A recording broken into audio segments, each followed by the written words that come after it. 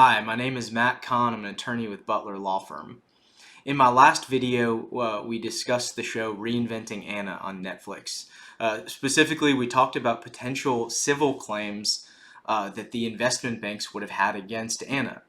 And to take a step back, I want to warn you, if you haven't seen the show, there are going to be spoilers in this video. And so if you haven't seen it, I'd press pause and come back after you've had a chance to watch it, which you totally should. It's an awesome show. But basically, the show is about a young woman who comes to New York and puts on this crazy lie all about town to get loans and to just basically live this lavish lifestyle. But really, the goal was to create a business, and to do that, she hired a lawyer, and that lawyer was working with several investment banks to try to get a loan so she could run that business. And so in the other episode, we talked about claims that the investment bank might have against Anna based on her false representations to them in order to obtain the loan. And I concluded that there would not be a civil claim because of the absence of two material elements of a fraud claim. However, the lawyer in the show might actually have a pretty decent claim.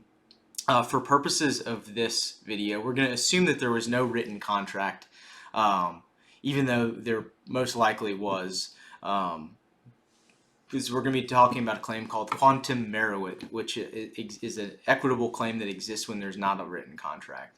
And basically the gist of it is that it's a way for someone who has rendered services on behalf of another person to recover when that person doesn't pay. And so in Georgia, the elements of a quantum meruit claim are: one, that valuable services were rendered; two, the services were rendered to the defendant; three, the services were accepted and enjoyed by the defendant; and four, that the plaintiff was aware that in performing the services, there was an expectation of payment. Now, all of these elements were clearly present in Reinventing Anna. First of all, the valuable services element. Anna hired a named partner at a New York law firm who is billing at over $1,000 an hour. I don't think there's anyone in this country that could dispute that those are valuable professional services. And two, they were rendered. This lawyer opened up a matter and billed hundreds of hours each month, month after month after month, for Anna Sorokin. There's no question that the services were accepted. Anna enjoyed these services and would have continued enjoying them if she hadn't been busted and indicted by the district attorney in New York. And finally, it's clear that there was an expectation of payment. In several scenes, the lawyer, Alan Reed, is asking Anna, the wire didn't go through. When are we going to get the wire? And she keeps making up excuses, but he clearly had an expectation to be paid, and to be paid well. He was billing $1,000 an hour.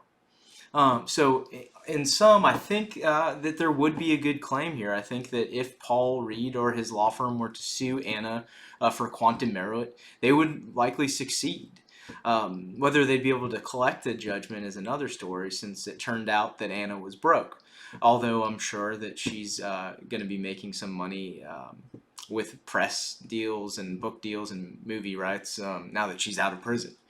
But if you have any questions about any sort of civil claims, feel free to give us a call. Our number is 678-940-1444. And again, if you haven't had a chance to see Reinventing Anna on Netflix, you should go out and watch it. It's a great show. Thanks.